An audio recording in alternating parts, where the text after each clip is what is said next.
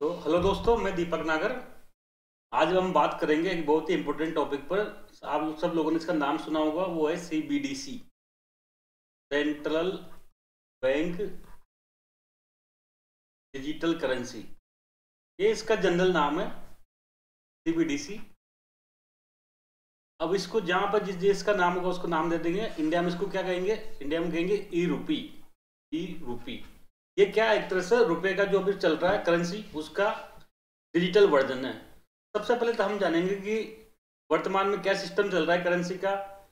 Digital rupee या CBDC को लाने की आवश्यकता क्या पड़ी, क्या क्या इसके फीचर होते हैं और कैसे कैसे इसको काम में आगे ये इम्प्लीमेंट होगा। तो बच्चों, सबसे पहले तो मैं ये बता दूं कि बेसिकली जो इसको लाया जा रहा है वो ये लाया जा रहा है, क्रिप्टो करेंसी होता है ना, क्रिप्टो करेंसी का नाम सुना होगा आपने। इसके अगेंस्ट में लाया जा रहा है क्रिप्टो करेंसी। बेसिकली जो सबसे फेमस क्रिप्टो करेंसी है बिटकॉइन। तो जब तक आप बिटकॉइन के बारे में नहीं समझोगे तब तक आप सीबीडीसी को नहीं समझ सकते। सबसे पहले मैं आपको बिटकॉइन के बारे में समझाऊंगा। बिटकॉइन क्या, बेसिकली एक क्रिप्टो करेंसी होता है। क्रिप्टो करेंसी का मतलब भी मैं बताऊंगा अभी आपको। और ये प्राइवेट होता है, इसको प्राइवेट क्रिप्टो करेंसी कहते हैं। देखो क्या हो बच्चों, हम सब लोग जैसा कि मान लो कोई गेम चल रहा है, ठीक है। मेरे लैपटॉप में मैं गेम खेल रहा हूँ। अब मैं गेम में क्या हुआ, मान लो गेम खत्म होने के बाद मुझे कुछ पॉइंट मिल जाते हैं, ठीक है। जैसे सपोज करो एक पॉइंट मिल गया, या वो कॉइन नहीं मिलते? कई सारे गेम में अगर आप ऑनलाइन खेलोगे तो फिर जो जीतता जाता है उसको कॉइन मिलते जाते हैं, उसके खाते में जमा होते जाते हैं। तो ऐसा एक कॉइन जमा हो गया, ठीक है। अब इस एक कॉइन की सपोज करो एक्स ने कह दिया कि ये कॉइन को मुझे बेच दे 100 रुपए में, ठीक है।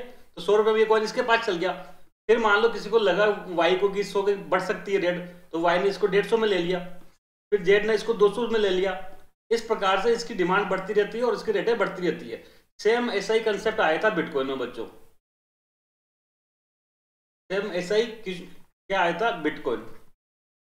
बिटकॉइन में क्या होता है, एक तरह से ना जो मैथमेटिक्स की एल्गोरिथम होती है, तो सिंपल सा मान लो आप लोग को गणित की कोई पजल है, ठीक है।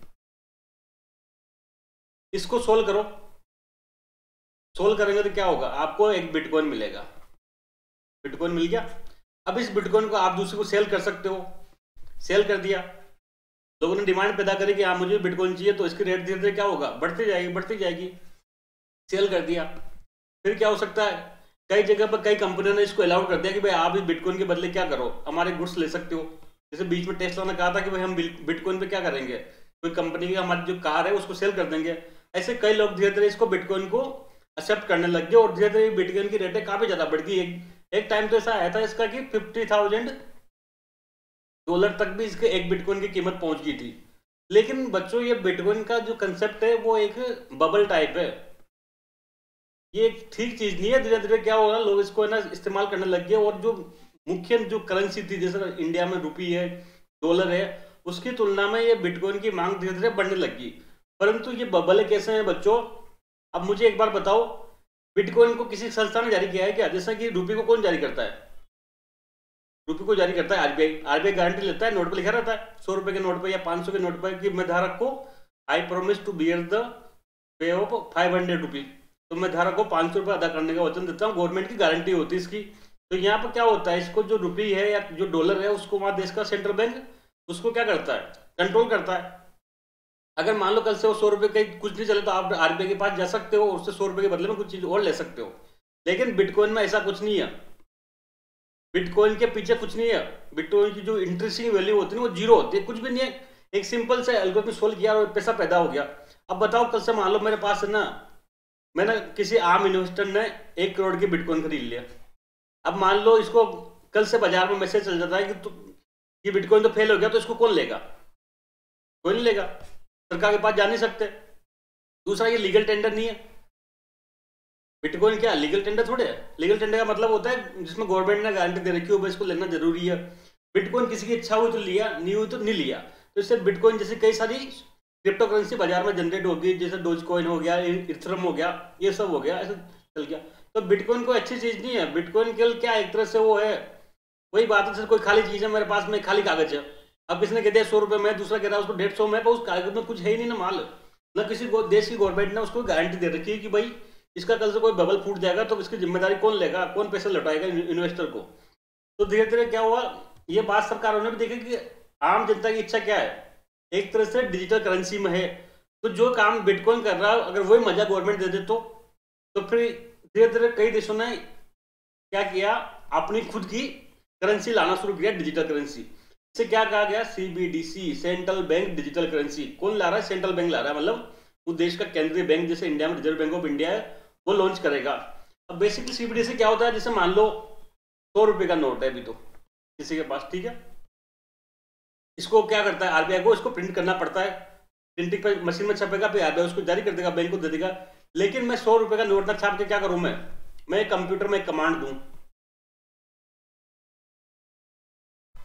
ऑनलाइन, और 100 रुपए का नोट जनरेट हो जाए, ऑनलाइन जनरेट हो गया, ऑनलाइन लिखा गया, उस पर क्या कहते हैं, जैसे आप लोगों ने देखा ना वॉलेट में, पेटीएम में, इनमें क्या होता है, 100 रुपए लिखा रहता है, 500 रुपए आपने उसको ट्रांसफर कर दिया, 500 रुपए लिखा रहता है, ऐसे जनरेट हो गया। अब इसको क्या आगे फॉरवर्ड कर देंगे, कोई भी जैसे मान दुकानदार के पास गया तो इसको है ना सेल कर सकते हैं, इससे कुछ परचेज कर सकते हैं, और गवर्नमेंट की गारंटी तो है सही, इसमें RBI गारंटी दे रहा है। तो ये एक प्रकार का क्या है, रुपए का डिजिटल वर्जन है, और लीगल टेंडर है। लीगल टेंडर मतलब गवर्नमेंट की गारंटी है इसके पीछे। दो चीजें इसमें है, एक तो ये लीगल टेंडर है, और इसको कौन जारी करेगा, तो RBI जारी करेगा। तो अगर मैं कहूँ ई रूपी क्या है, तो ई रूपी किसी भी देश के सेंट्रल बैंक द्वारा डिजिटली जारी की मुद्रा है, ये डिजिटली जारी की जाती है। ये क्या उसमें क्या करते हैं, कागज के रूप में नहीं छपेगा। अब तो सबसे पहले तो मैं बताऊं कि भाई CBDC की आवश्यकता क्यों पड़ी, ये आवश्यकता पर क्यों पड़ी।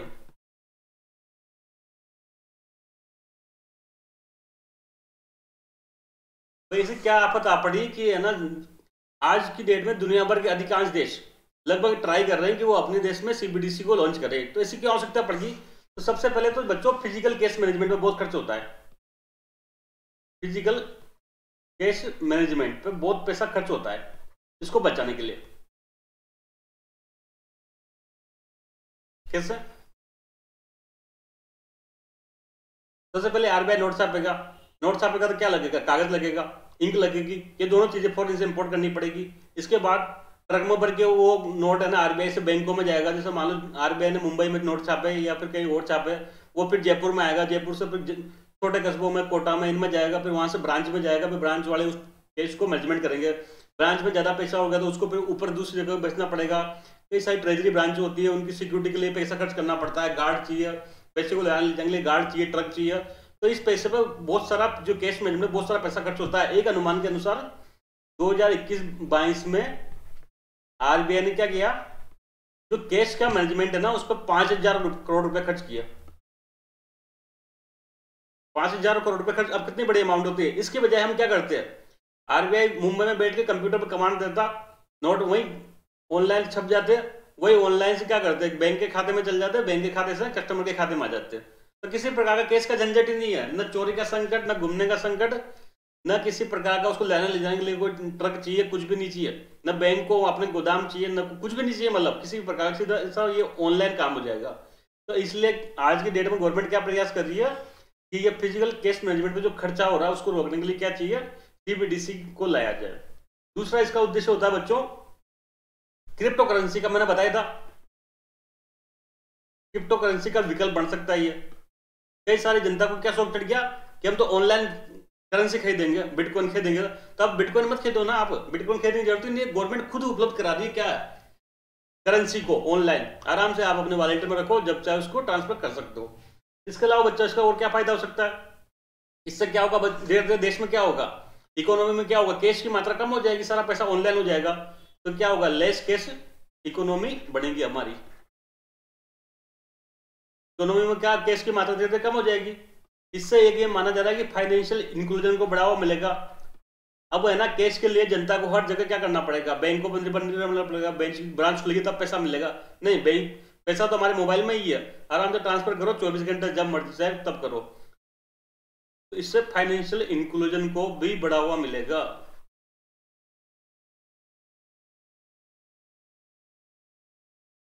और इससे क्या होगा, इससे देश में क्या होगा, ई गवर्नेंस को बढ़ावा मिलेगा। ई प्रशासन ना, ये तो चाह रहे हैं आज की डेट में कि जितने भी प्रशासन में क्या हो, इलेक्ट्रॉनिक या डिजिटल को बढ़ावा दिया जाए, तो इससे ई गवर्नेंस को बढ़ावा मिलेगा। और ई गवर्नेंस क्या बढ़ाती है? फाइनली गुड गवर्नेंस को बढ़ावा देती है। तो ये इसके 4-5 प्रॉफिट हैं, आराम से 50 से 100 शब्दों में कहीं भी लिख सकते हैं कि सिर्फ डीसी की आवश्यकता क्यों पड़ी। ठीक है, लेकिन इसके चैलेंजेस क्या है बच्चों? कुछ चैलेंजेस भी तो है, इतना आसान थोड़ी जिंदगी, इतना आसान नहीं है। सबसे बड़ा तो है साइबर सिक्योरिटी का। अब पैसा क्या होगा? आरबीआई के पास, जनता के पास वॉलेट में आएगा। अब किसी ने उसको वो क्या लिया तो हैक कर लिया। साइबर सिक्योरिटी क्या गारंटी है? होता है ना, जैसा नहीं होता कि आजकल झारखंड के वहां जाम तरह से फोन आते हैं, ओटीपी बता दो, पैसा उड़ा लेते हैं उससे। तो जो जनता के वॉलेट में पैसा पड़ा रहेगा उसका हैकिंग का संकट है, इसलिए उससे क्या होगा? आम जनता का पैसे का नुकसान हो सकता है। हमारे देश में आप लोग जानते हो कि जो कॉमन मैन है वो टेक्नोलॉजी के प्रति उतना वो नहीं है अडेप्टिव, इसलिए क्या होगा? इससे उसका साइबर सिक्योरिटी का खतरा रहता है, उसका पैसे के चोरी होने का संकट रहता है, ये इसमें रहता है। दूसरा इसमें है बच्चों डिजिटल डिवाइड। डिजिटल डिवाइड है हमारे देश में। हमारे देश में हर व्यक्ति के पास क्या है? मोबाइल नहीं है तो इंटरनेट नहीं है। बड़े शहरों में तो सब जगह मिल जाएगा, दिल्ली मुंबई में, लेकिन क्या गाँव में अभी भी इंटरनेट कनेक्टिविटी उतनी है?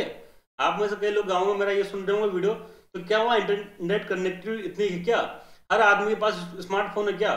तो जब तक हर आदमी के पास डिजिटल कनेक्टिविटी नहीं होगी, स्मार्टफोन नहीं होगा, इंटरनेट नहीं होगा बड़े स्पीड में, तो ये कैसे काम करेगा? आपके खाते में पैसा आ जाएगा, लेकिन आप पैसा कैसे ट्रांसफर करोगे दूसरे के खाते में? नहीं कर पाओगे ना बिना स्मार्टफोन के, बिना उसके क्या कहते हैं इंटरनेट कनेक्टिविटी। तो इससे क्या होगा? डिजिटल डिवाइड को बढ़ावा मिलेगा। जिन लोगों के पास अच्छा स्मार्टफोन है, जिनके पास अच्छी ब्रॉडबैंड कनेक्टिविटी है, इंटरनेट कनेक्टिविटी है, 4G 5G चल रहा है, उनको तो मजा आया है। लेकिन जो समाज के गरीब और वंचित तबका, स्पेशली उन लोगों को क्या होगा? इससे क्या होगा? एक्सक्लूजन होगा, वो इसमें शामिल नहीं हो पाएंगे, वो इसका लाभ नहीं ले पाएंगे। इसके अलावा काफी बड़ी मात्रा में इसमें क्या चाहिएगा? इंफ्रास्ट्रक्चर की रिक्वायरमेंट होगी भाई। जब भी कोई नया काम होता है तब उस काम के लिए कुछ आधारभूत ढांचे को विकास करना पड़ेगा, तो बड़े मात्रा में इंफ्रास्ट्रक्चर की रिक्वायरमेंट होगी, जिसके लिए काफी मात्रा में पैसा भी खर्च होगा। हर जगह डिजिटल रुपए को एक्सेप्ट करने के लिए QR कोड चाहिएगा, हर दुकान पे उसको एक्सेप्ट करना पड़ेगा ना, तो कैसे एक्सेप्ट होगा वो डिजिटल रुपी? तो जब तक उसकी इंफ्रास्ट्रक्चर को हम क्रिएट नहीं करेंगे तब तक वो अच्छे से इंप्लीमेंट नहीं हो पाएगा। और इंफ्रास्ट्रक्चर को बढ़ाने के लिए बहुत बड़ी मात्रा में क्या चाहिएगा? पैसा चाहिएगा। चौथा, एक्सेप्टेंस। अब आम जनता इसको एक्सेप्ट करेगी नहीं करेगी, ये अलग मुद्दा है। हम भारत क्या चाहते हैं? हमको कैश से प्रेम है, नोटों से प्रेम है। जब तक नोट जेब में नहीं हो तब तक मजा नहीं आता। वो मजा थोड़ा आएगा जो डिजिटल वॉलेट में पैसा पड़ा है।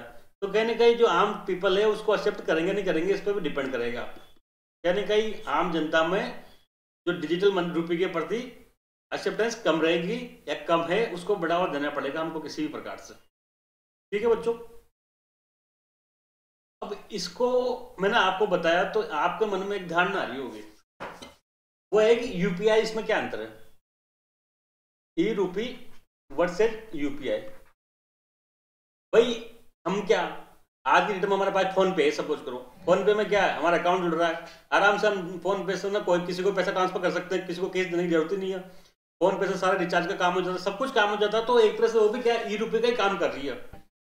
तो फिर ई रूपी में यूपीआई में क्या अंतर होगा? तो बेसिकली बच्चों यूपीआई तो क्या है? कोई करेंसी नहीं है, ना कोई पैसा है, 100 का नोट नहीं है। वो क्या एक पेमेंट सिस्टम है कि आप एक खाते से पैसा दूसरे खाते में इसके थ्रू भेज सकते हो। जबकि ई रूपी क्या है? एक करेंसी है, खुद अपने आप में नोट है 100 रुपया। वो अगर आपके डिजिटल जो ई रूपा 100 रुपया आपके खाते में, इसका मतलब है कि वो 100 रुपये उसमें पड़े हैं। दूसरा है बच्चों, यूपीआई में क्या होता है? भले से हम ऑनलाइन ट्रांसफर कर सकते हैं, लेकिन इसके पीछे बैकिंग क्या होती है? फिजिकल कैश की होती है। इसमें फिजिकल कैश तो होगा ही नहीं। अब मैं इसको आपको एक उदाहरण से समझाऊंगा तो आपको ज्यादा मजा आएगा। कैसे? भाई मेरे पास 10,000 रुपये कैश थे, मैंने 10,000 रुपये अपने खाते में जमा किया, बैंक अकाउंट में जाकर डिपॉजिट किया। अब मैं यूपीआई के माध्यम से 10,000 रुपये को इधर उधर कर सकता हूँ, लेकिन अगर वो 10,000 रुपये मुझे करने के लिए कहीं ना कहीं मुझे बैंक में जमा करना पड़ेगा पैसा। तो एक्चुअली क्या हुआ, वो जो 10,000 रुपये कैश थे ना, वो मैंने जमा किए, उसी के पे यूपीआई काम कर रहा है। लेकिन यहाँ ऐसा नहीं होगा, यहाँ कोई 10,000 रुपये के नोट का चक्कर ही नहीं है। सीधा है ना आपके खाते में भारत सरकार या आरबीआई, फिर बैंक, और बैंक से सीधा आपके खाते में क्या होगा? ई रूपी जमा होगा, कोई नोट नहीं है। नोट की कोई बैकिंग नहीं है। जबकि यूपीआई में क्या होता है, यूपीआई के पीछे कैश होता है। आप 1 लाख रुपए जमा करोगे बैंक में तो आप 1 लाख रुपए का ट्रांसफर कर सकते हो यूपीआई के थ्रू। लेकिन कहीं ना कहीं उसके पीछे कैश की बैकिंग रहती है। मेरे अकाउंट में सैलरी जमा हुई तो कहीं ना कहीं सरकार ने बैंक को कैश दिया, तब जाके आपके अकाउंट में सैलरी जमा हुई है ट्रेजरी से, नहीं तो सैलरी जमा ही नहीं हो सकती। तो यूपीआई में क्या कैश की मात्रा कम नहीं होती बच्चों, कैश तो उतना ही रहता है, वो कैश का भी ट्रांसफर होता है। यूपीआई से क्या होता है, एक बैंक से पैसा दूसरे में जाता है तो बैंक की भी इंटरफेयर होता है, जबकि यहाँ बैंक का कोई चक्कर नहीं, यहाँ तो सीधा डायरेक्ट ट्रांसफर होता है और कैश का कोई लेन देन नहीं, कोई कैश छपाई नहीं। जो ई रुपये जितने भी छपी उसके पीछे कोई कैश नहीं है, वो खुद ही अपने आप में नोट है। ये चीज को हम अच्छे से समझ लें, इसलिए ई रुपये और यूपीआई में बहुत दिन रात का अंतर है। ठीक है बच्चों, तो यहां तक तो हमारी बात होगी। अब इस पर क्या काम चल रहा है, तो आज की डेट में लगभग पूरी दुनिया में इस पे ई रुपये पे काम चल रहा है। ई रुपये नहीं कहूंगा मैं, उसको क्या कहूंगा, सीबीडीसी कहूंगा। और फिर उस हर देश का इसका अलग नाम है। दुनिया का पहला देश कौन था, बाहामास था।